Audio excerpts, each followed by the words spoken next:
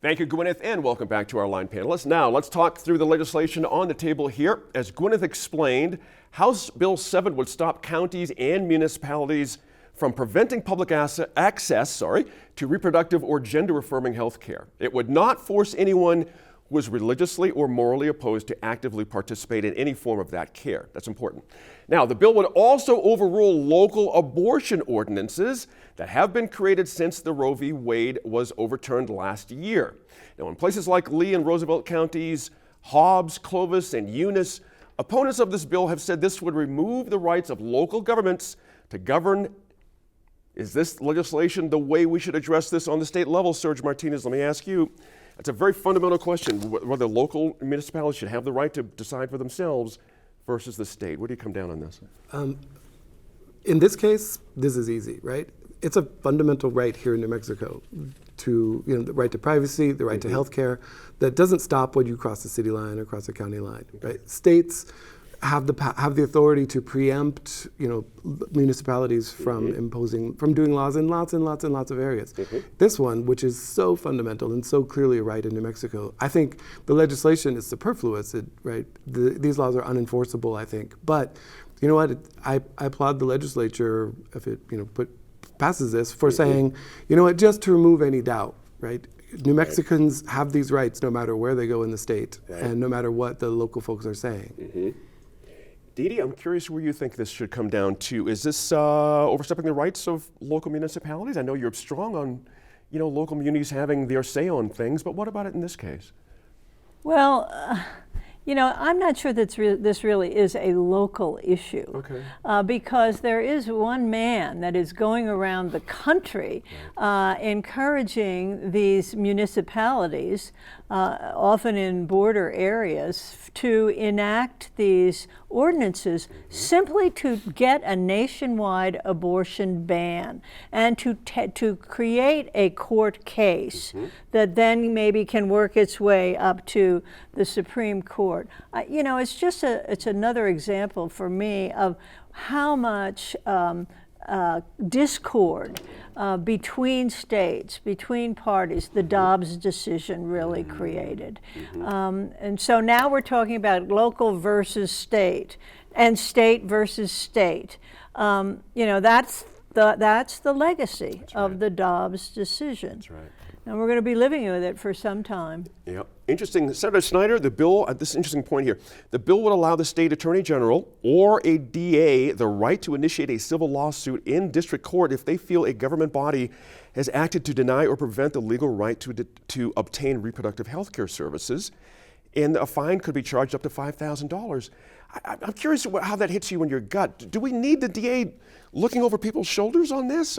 Something just seems a little heavy-handed here, but I'm wondering where you might be coming down on this.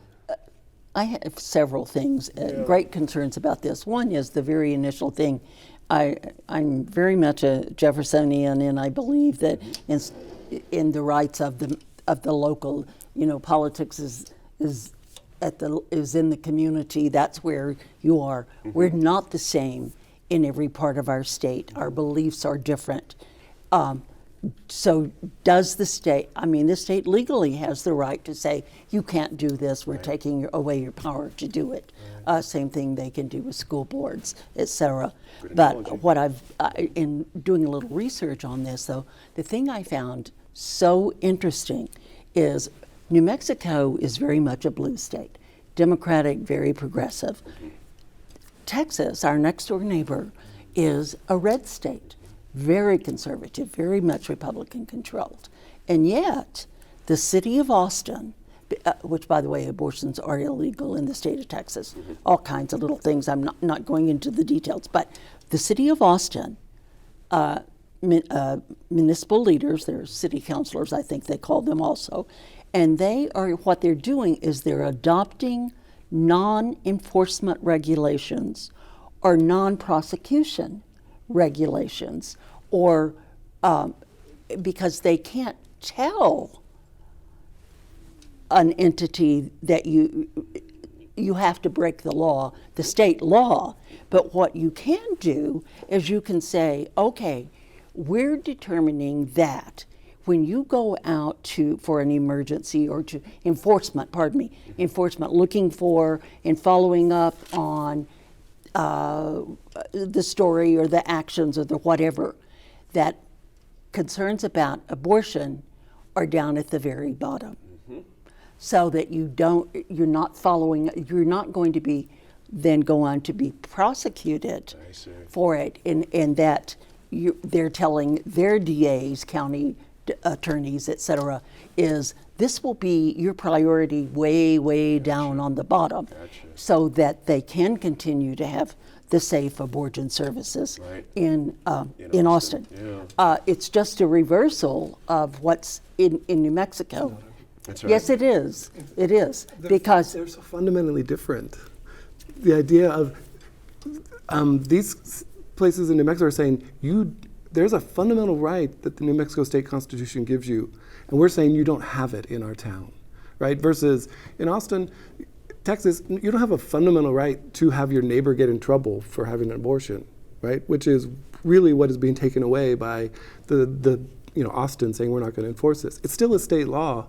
It's still and I don't know Texas law well enough to know who enforces it, but Texas state law doesn't go away just because Austin isn't enforcing it. Whereas, yeah, but if we keep moving in that direction, then passing the cannabis laws we passed are not legal, because the federal government still says they're not. It is a drug that is not on the list of being able to be prescribed. Still a type 3. Yes, right, or so level 3 federal I mean, offense, yeah. to me, it's what the point I'm trying to make here is it's looking for other ways to promote your personal opinion.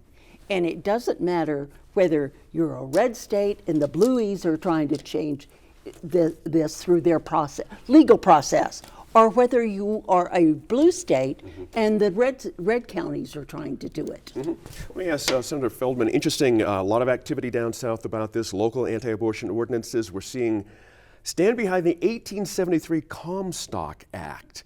Now, before you're at home running to your phone, what you can double screen. That's the way we live life right now. You can look this up. But basically, the stance is, Senator Feldman, that sending medical equipment for abortions violates a 150-year-old federal statute that states it's illegal to send anything obscene, immoral, or indecent through the mail.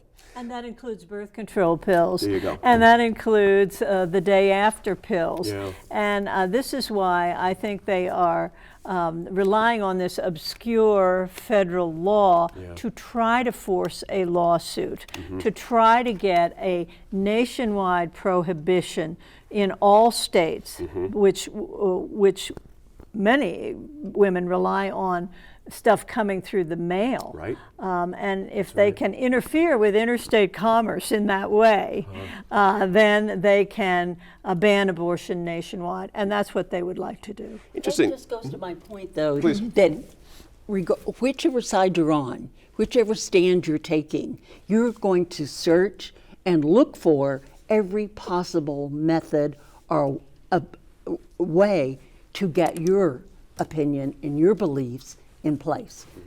Yeah, but that's where we look to the law. And Right. Well, on that point, if this bill is passed and abortion is codified, does that end the conversation about reproductive rights here in New Mexico? I mean, besides pushback from anti-abortion people, if this passes?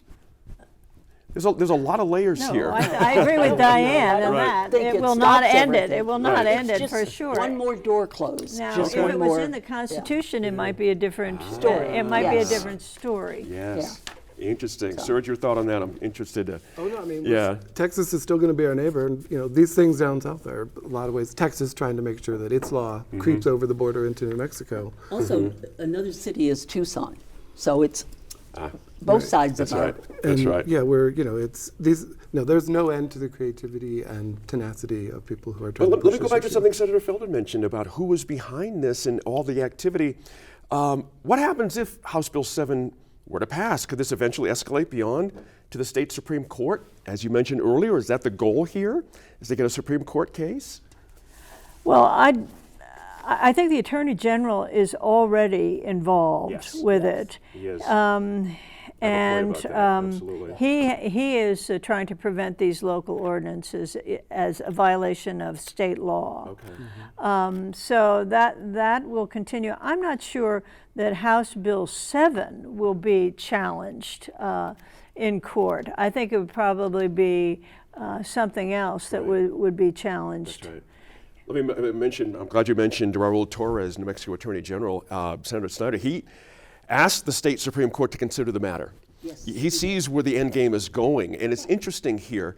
Would it matter to you if it went to the Supreme Court? And would you have a prediction about how it would fall if it actually went that far? No, I wouldn't object. I think that the method, again, the process is which again, of all issues, if you're going to the courts, you've got two different sides. And so the process is there for anyone to use. So I do not object to the process of going to the Supreme Court. I think that Mr. Torres will run into some conflicts with county attorneys and others that he is so affiliated with. I can't help but smile a little bit and Yeah. understanding of Mr. Torres running for statewide office. Like, here we are. Now you get this little tiny thing you got to deal with. Yeah. Thanks again to our panelists for that discussion. We'll be back in less than 10 minutes for a discussion on the growing number of doctors leaving our state. I'll ask our panelists why it's happening and what solutions are out there.